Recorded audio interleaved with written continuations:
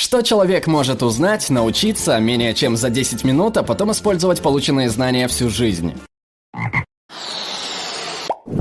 Что делать, если у кого-то случился эпилептический припадок? Первое. Постарайтесь отодвинуть рядом стоящую мебель, если это возможно, чтобы пострадавший не поранил себя. Второе. Дождитесь, пока приступ закончится. Третье. Как только приступ закончится, переместите человека в безопасное и удобное место, кровать, если это вообще возможно, и постарайтесь обеспечить ему тепло. Зная эти 3 правила, вы сможете помочь человеку с эпилепсией без вмешательства медиков. Если приступ случился впервые, соблюдайте те же правила и звоните в скорую. Если приступ длится более 2 минут или у человека произошло 2 или более припадков подряд, не приходя в сознание, звоните в скорую. Никогда ничего не кладите им в рот, они могут задохнуться. И никогда не пытайтесь сдерживать их. У меня эпилепсия, и меня пугает до смерти, что если у меня случится припадок на улице, люди не будут знать, что делать. Кроме того, если вы эпилептик или диабетик, сообщите об этом друзьям, родственникам, коллегам и объясните им, что делать в случае приступов. По какой-то неизвестной причине обычных людей, я имею в виду тех, кто не является медиком, этому не учат ни в школе, ни в институте.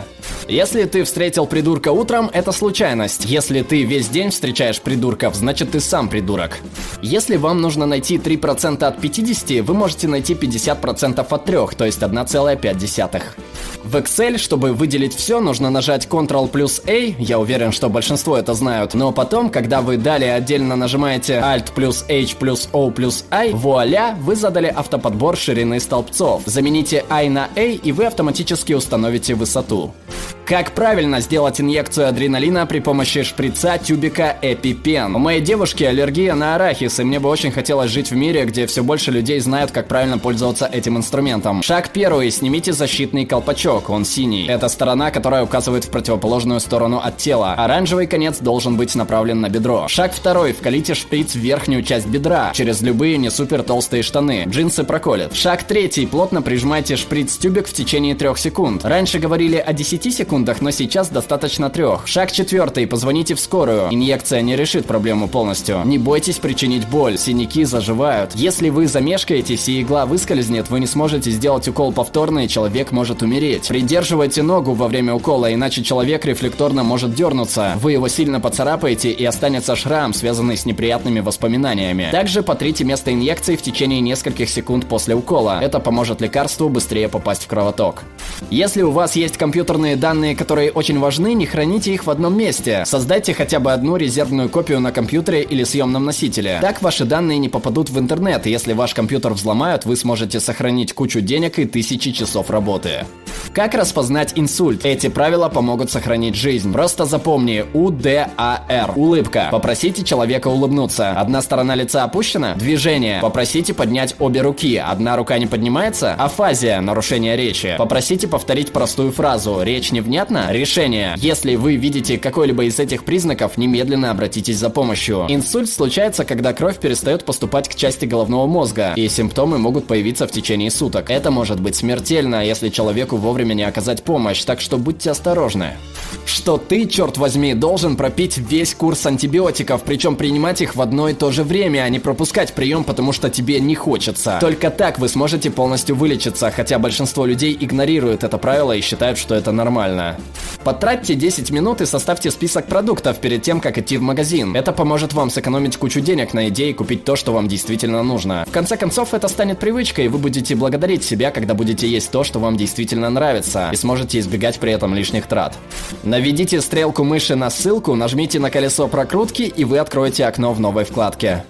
Быстрый способ пересчета градусов из Фаренгейта в Цельсий. Вычтите 30 и поделите на 2. Для перевода из Цельсия в Фаренгейт умножьте на 2 и прибавьте 30. Это не совсем точно, погрешность 1-2 градуса, но может облегчить жизнь и узнать прогноз погоды без посторонней помощи, если вы путешествуете в другой стране. Ошибка выжившего. Это разновидность систематической ошибки отбора, когда по одной группе выжившим есть много данных, а по другой погибшим практически нет, в результате чего исследователи пытаются искать общие черты среди выживших и упускают из вида, что не менее важная информация скрывается среди погибших. Ключевыми примерами являются Билл Гейтс и Марк Цукерберг, которые бросили колледж и стали миллиардерами, поэтому многие, глядя на них, решают бросить обучение и начать свой стартап. Это ужасная идея. Объясню понятнее. Во время Второй мировой войны инженеры пытались понять, как улучшить конструкцию самолетов, чтобы при попадании пуль они не падали. Для этого они собрали статистику попаданий пуль в корпус самолетов, которые благополучно вернулись из миссий. Первоначальная мысль заключалась заключалась в том, чтобы укрепить места, где были пулевые отверстия, пока кого-то не осенило. Если самолет не упал, значит попадание в эти места не наносит ему серьезного ущерба. Самолеты с пулевыми отверстиями в других, более уязвимых местах были сбиты, поэтому в первую очередь нужно доработать уязвимые части корпуса. Как завязать галстук? Актуально для тех, кто их носит, а также для тех, кто может помочь завязать его кому-то другому. Если вы хотите вставить какой-либо текст с веб-сайта или один документ в другой без форматирования текста с использованием исходного размера, цвета и стиля шрифта, используйте Ctrl плюс Shift плюс V вместо Ctrl плюс V. Это очень облегчает работу. Как правильно дышать? Обычно мы делаем небольшие вдохи и дышим грудью. Однако, если мы потратим всего 10 минут в день, чтобы сосредоточиться на своем дыхании и подышать животом, мы действительно начнем расслабляться и чувствовать себя намного лучше. Внезапно такие вещи, как медитация, становятся легче. Вы почувствуете, что мысли становятся более ясными, эмоции более яркими, ваше физическое самочувствие улучшится. Все, что вам нужно, просто научиться правильно дышать. Как поменять колесо? Мне 28. Я поменял около 30 колес в моей жизни, в том числе 2 пробоины. Тем не менее, я ездил по стране десятки раз и накатал десятки тысяч километров. Так что мой опыт вождения гораздо больше, чем у среднестатистического человека. Умение менять колеса и справляться с заносами на скорости 80 км в час буквально спасло мне жизнь. Мой отец научил меня 2 важным правилам, о которых я помню каждый день. Любая работа не будет идеальной. Вы будете сталкиваться с политикой компании, дурацким коллективом или глупым боссом каждый день. Везде есть свое дерьмо, просто выберите то, которое меньше всего вас раздражает. Определите бюджетный минимум, на который вы сможете прожить. Добавьте туда 1-2 разумных траты в неделю или в месяц на развлечения. Все остальное положите на сберегательный счет, предпочтительно тот, с которого сложно снять деньги. Все премии и бонусы переводите сразу на этот счет. Вам не нужно больше денег, когда ваш бюджет уже спланирован. Плюс есть еженедельные запасы, так что начните откладывать средства на что-то полезное, например, на первоначальный взнос на квартиру. Как правильно чистить зубы? Обратите внимание на технику Басса. Держите щетку под углом 45 градусов к зубам и деснам. Не забудьте чистить зубы с обратной стороны, чтобы избежать возникновения зубного камня. Очищайте пространство между деснами и зубами, где скапливается много бактерий. Пользуйтесь зубной нитью правильно. Не пытайтесь распилить десну, осторожно водите нить между зубами вверх и вниз. Всегда смотрите направо, когда вы едете за рулем и собираетесь повернуть направо. Я попал под машину 3 раза, потому что водители пренебрегают этим правилом. Мой папа учил меня влево, вправо, снова влево при повороте или пересечении перекрестка. Он рассуждал так: машина, которая едет слева, может сбить вас первой. Та, что справа, ударит второй, но смотреть всегда нужно в обе стороны. Обычно я так и делаю, прежде чем двинуться с места. Безопасность превыше всего. Прием Геймлиха. Серьезно, если человек поперхнулся и перестал дышать. Первое, необходимо встать за спиной пострадавшего, если он еще на ногах и не потерял сознание, обхватив его руками. Второе, сжать одну руку в кулак и той стороной, где большой палец, положить ее на живот пострадавшего на уровне между пупком и реберными дугами, в так называемую эпигастральную область живота. Третье, ладонь другой руки кладется поверх кулака, быстрым толчком вверх кулак вдавливается в живот. Руки при этом нужно резко согнуть в локтях, но грудную клетку пострадавшего не сдавливать. Четвертое, при необходимости прием повторить несколько раз, пока дыхательные пути не освободятся. Потом сразу вызывайте скорую помощь. И помните, если человек кашляет, значит он все еще может дышать и не обязательно нуждается в приеме Геймлиха.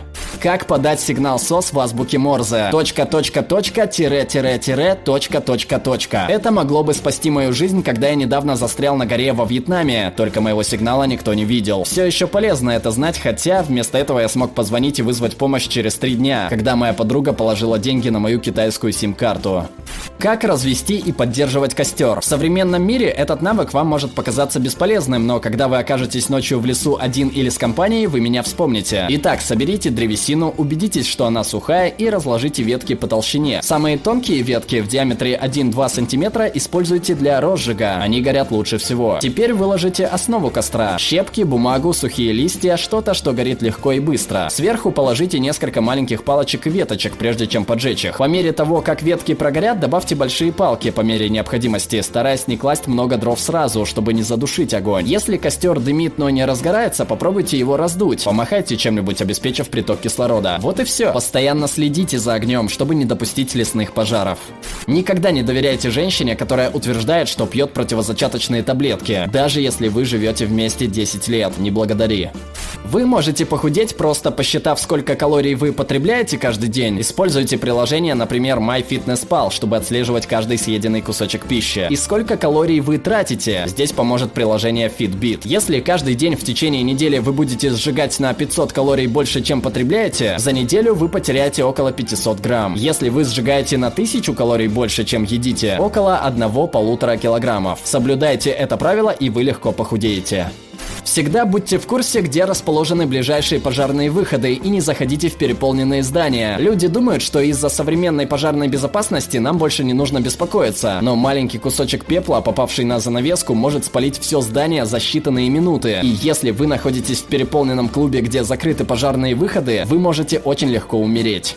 Не купайтесь на пляже для серфинга, огромные волны будут затаскивать вас обратно в море. Если вы все-таки попали в западню, не пытайтесь бороться со стихией и не впадайте в панику. К берегу нужно плыть по диагонали, так вы потратите меньше сил, чем если будете плыть против течения. Обязательно подпишитесь на наш канал, чтобы не пропустить новые суперинтересные обсуждения. Ну а пока предлагаем посмотреть другие наши видео.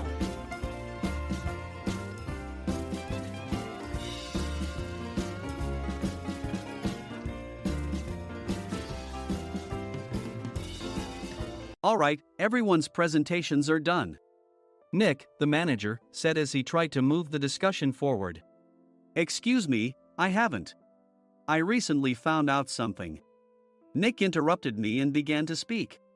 There's apparently someone in this department who didn't graduate high school and is just a part-timer.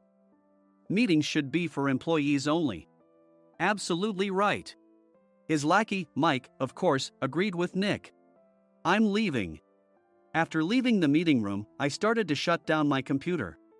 I noticed that an email had arrived, not in my personal inbox, but in the company's shared email.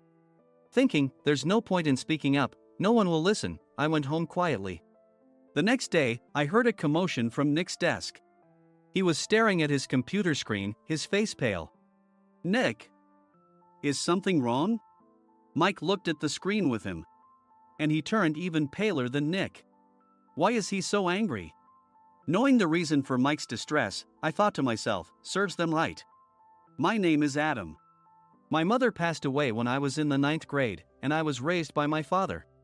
Well, you could hardly call it being raised. After my mother passed, my father changed. He drowned his sorrows in alcohol, and though he still went to work, he squandered our living expenses on horse racing. Because of that, I had to start working part-time as soon as I entered high school. Every month, I went to the convenience store with bills in hand that couldn't be auto-deducted from my father's account. Even though I endured it because I didn't want to be alone, I reached my limit in my second year of high school and dropped out. I found a live-in job at a distant inn. Thank you for everything. The day I left home, my father, still staring at the TV, spoke. Take care. That was our last conversation. Back then, 18 wasn't the age of majority, so I needed my father's permission to work, and I couldn't hide my place of employment. Yet, my father never visited me even once. I kept working just to survive, and before I knew it, I was 42. Years of hard work paid off, and I was transferred to the headquarters. I was thrilled to be recognized by the company, as I thought I'd be working in the field until retirement due to my lack of formal education. Listen up. Our work can change the future of our employees. Don't drag us down. On my first day after the transfer, Nick, dressed in an expensive suit, spoke sternly. There was a reason for this. Our inn was located in a prominent tourist destination, known so well that everyone in the state could sing its commercial jingle. At its peak, we had 5 locations within the state. But that was long ago. Due to financial difficulties and aging facilities, only the place where I had worked for many years and the original establishment remained. I was prepared to lose my job anytime, but now there was a glimmer of hope. With the rise of social media, the tourist area where the inn was located started gaining attention again. Depending on how hard the sales department, where I was transferred, worked, we could either thrive or be forced to give up this prime location to the new hotel chains continuously popping up. For Nick, who had switched careers from another industry to strengthen our sales, this was a battle he couldn't afford to lose. I understood why he had to be strict. I will do my best. Nick sneered at my enthusiastic declaration. Did you not hear what I said? I'm sorry. I thought I was listening carefully. Out of habit from years of customer service, I apologized reflexively, though I had no idea what had offended him. Someone was watching me with a smirk. In this department, there are those who are expected to excel and those who have been shoved here because they have nowhere else to go. You are the latter. It was Mike, the section chief. He's 7 years younger, at 35. But he was called to headquarters much earlier than I was and had been moving around within the headquarters ever since. I'm not jealous, but I can't accept that he's my boss. Graduating from a prestigious university, he has an unusually high pride and caused many problems as a newbie, making things very difficult for me when I was the front desk leader. When I found out Mike was transferred to the sales department a month before me, I was disheartened. Mike is right. With just a middle school diploma, there's not much you can do. Don't even think about achieving results. As if I didn't exist, Nick remarked, I'm thirsty. Mike eagerly ran to the coffee maker. It seems Mike is Nick's lackey. I regretted being happy about my transfer to headquarters, wishing I had stayed on site forever. Send a direct mail to every company on this list by the end of the day. Nick only assigned me tasks that even a new graduate could handle. What? There are over 1,000 companies. You want me to send to all of them by today? Yes, if you and your fellow misfits split the work, even those with nowhere else to go should finish by today. I glanced at the employees typing away expressionlessly. They were worn out from customer service, only thinking about leaving on time, or were women reassigned after having children, with zero motivation for work. Even Sam, a new graduate from the same university as Mike, who was supposed to be among the expected achievers, had no enthusiasm for the job, having joined the company wanting to do customer service. I don't care what they say, I plan to quit anytime, he said. Only Nick and Mike were highly motivated, making all the decisions between the two of them. I originally only wanted to work at the inn to survive and had no particular attachment to this job. I swallowed my words, thinking I had no right to reprimand them. About a month after the transfer, Nick told us with a frustrated look. To commemorate the 50th anniversary, we've decided to create a plan exclusive for one group per day. Originally, Mike and I were supposed to come up with it, but our president, Mr. Thompson, insists on hearing everyone's opinions. So, you all get a chance. As Nick explained, Mike began handing out prints. Make sure not to embarrass Nick. If your ideas are half-baked, you'll have to redo them. It seemed that they had printed his handwritten notes by Mr. Thompson, which included several questions and a section for free responses. It made sense why Nick had to seek our input, given that all responses had to be submitted to Mr. Thompson. We were given a week to think about it, and a meeting was scheduled to compile our ideas. My plan is to let guests enjoy both the old and modern America. Nick began the presentations.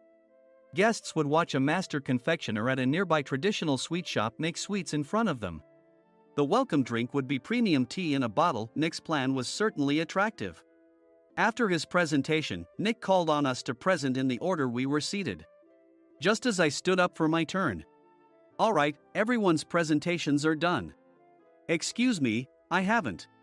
I recently found out something. Nick interrupted me. There's someone in this department who didn't graduate high school and is just a part-timer. He was likely talking about me. I joined the company as a part-timer and was made a full-time employee when I turned 20. That was 20 years ago, so Nick and Mike probably had no chance to know until recently. Meetings should be for employees only. Absolutely right. After that, Nick kept creating opportunities to solicit everyone's opinions, purposefully excluding me from speaking. The meeting unexpectedly heated up and went past the scheduled end time. A few people asked to leave, and the discussion continued with the remaining few. Still here? Normally, you'd leave in that situation. Though I had no attachment to the job initially, hearing kind words from customers made me want to make them happier. For someone like me, with nowhere to go, the inn was my home and customer service was my life. I felt pathetic about my current self. I'm leaving. I left the conference room and started shutting down my computer. I noticed an email had arrived, not in my personal inbox, but in the company's shared email. Thinking no one would listen to what I had to say anyway, I quietly went home. The next day, while preparing the DM as instructed, I heard a commotion from Nick's desk. In his haste to stand up, he hit his knee on the desk. He stared at his computer screen, his face pale. "Nick! What's wrong?" Mike, thinking he should be the first to rush over, approached Nick while still wearing his coat. He peered at the screen with Nick. And he turned even paler than Nick. Why is he so angry? Who is responsible for this company? Nick, more irritated than ever, asked, and Mike answered without checking. Probably Sam.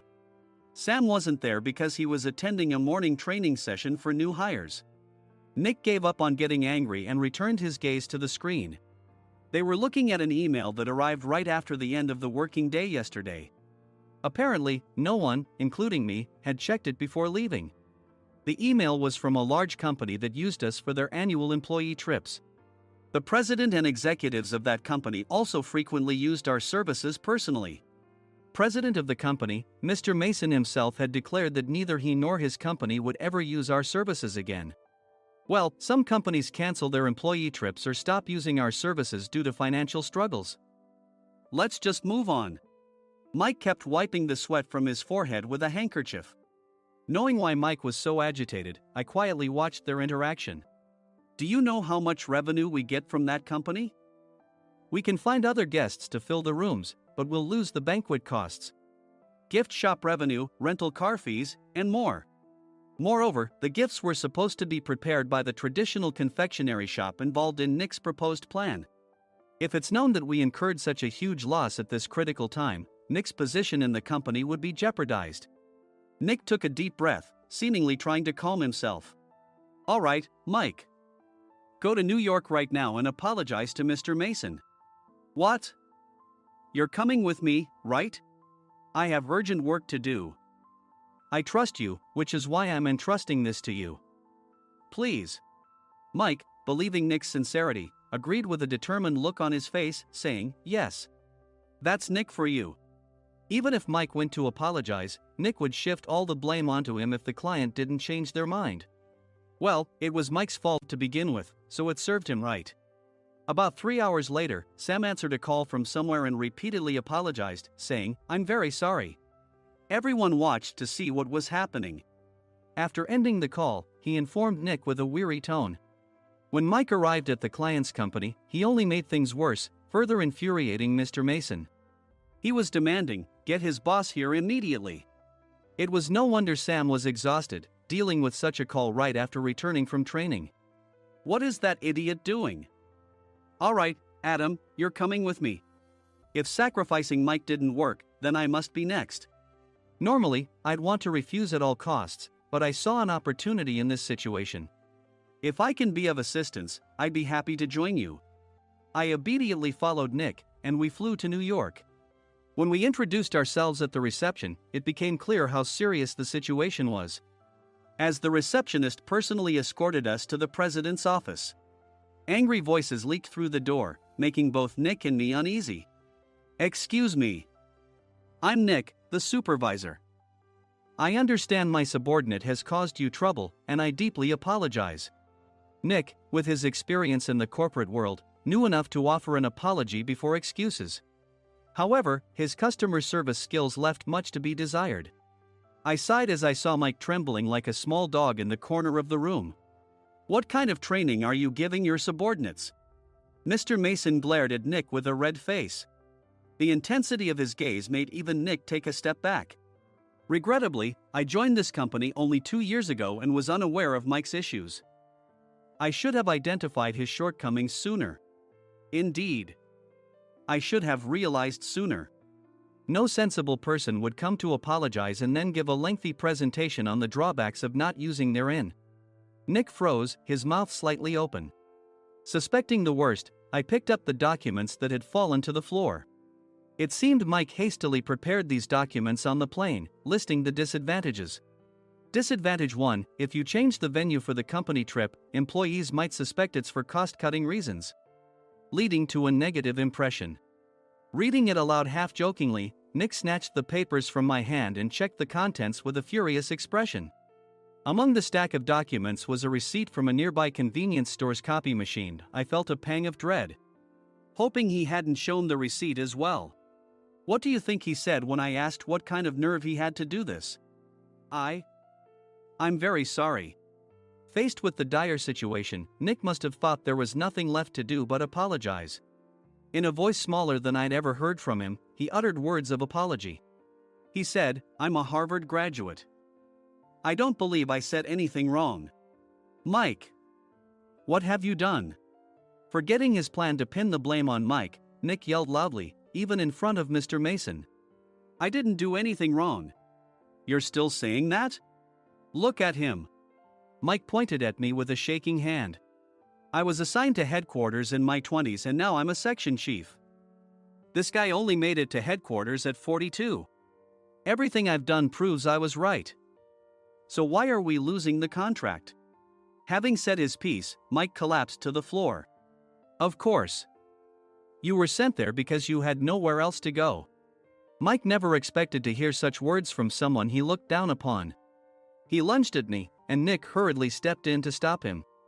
"Mr. Thompson told me Mike is a quick thinker, and to take good care of him." There's no way he was pushed aside. "Don't make things worse here. He didn't say quick thinker, he said only quick-witted, didn't he?" I don't remember that part. I recalled the many troubles Mike caused when he was a newbie. When Mike was on the front line, his pride was so high that he never apologized to customers. Customer service, especially in our job, doesn't work alone. It brings both good and bad situations. If the front staff or housekeepers made mistakes, or the cleaning company didn't properly clean a room, one had to apologize to the customers regardless of personal fault.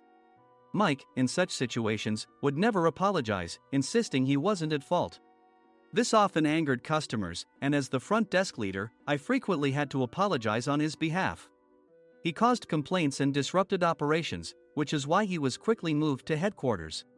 In departments where he didn't interact directly with customers, his quick thinking was beneficial and things went well. But it seemed his flaws were starting to show. Corporate reservations are supposed to be entered into the system by the sales representative. But a quick check yesterday revealed that more than 10 items were missing from the client's reservation. The handover document clearly stated what needed to be prepared. Why didn't you enter it into the system? Why do we have to give them special treatment? Filling rooms near the banquet hall, setting up all the food in advance. Specifying the brand of wine, they're too demanding. No wonder he always angered customers, I thought, feeling a headache coming on. Grouping them in rooms near the banquet hall is for our benefit too. It makes it easier for the staff to set up beds and serve breakfast since everyone's schedule is synchronized. As for the other requests, Mr. Mason suggested them to lighten our load. I didn't know that. Nick finally seemed to realize that Mike was the one who had angered the client. What did you say to them? I just told them we wouldn't give them special treatment anymore. We shouldn't waste effort on things that don't bring in money. I was utterly exasperated at his lack of understanding of customer service. Of course, we shouldn't comply with unreasonable demands. But carrying over successful practices from past stays makes customers feel remembered and enhances their experience. Good memories encourage repeat visits. That's part of our job. I looked down at Mike, who was sitting on the floor. In our job, nothing is a waste. Mr. Thompson likely moved you to the sales department, hoping you'd finally understand this. How do you think he feels now that you've failed to meet his expectations? Mike, tears in his eyes, fled the president's office. I was amazed he still hadn't apologized. You have it tough, Adam. It's okay, we're all employees of the same company. I deeply apologize for this disrespectful incident. Especially after all the care you've shown us.